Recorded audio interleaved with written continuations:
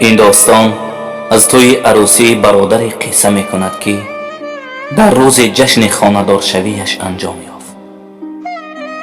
هنگامی که توی عروسی برپا شد، همه سرگرم شادی و سرور بودند و داماد و عروس کنار هم نشسته بودند و مادر داماد در کنار آنها نشسته بود.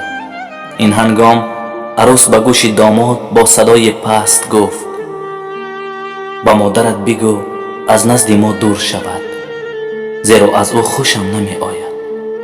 این برادر که مادرش را دوست می داشت و احترام او را می دانست، خیلی عمل عجیب انجام داد و نزد بلندگویک رفت و با صدای بلند به حاضرین مجلس گفت: کی مادر مرا می خرد؟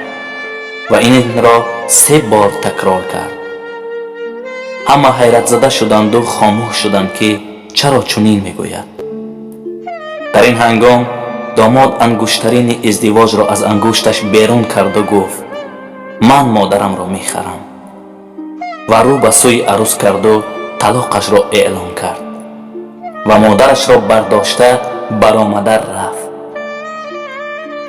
پس از چند روزی که داستان همه جا را پخش کرده بود، در آن منطقه مردی به نزد این جوان آمد و گفت: شوهر بهتر برای دخترم از تو نمی یابم، و دخترش را به نکاح او درآورد.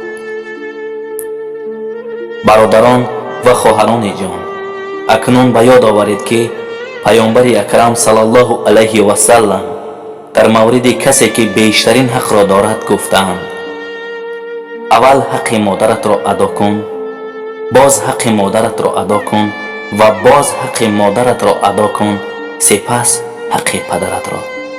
نشان خاندان من توی مادر، توی مادر، همیشه در جهان من توی مادر، توی مادر. زی ناکامی نیابم مهر تو را، زی عاشقی بجویم مهر تو را. مادر بهترین گنج است در خاندان.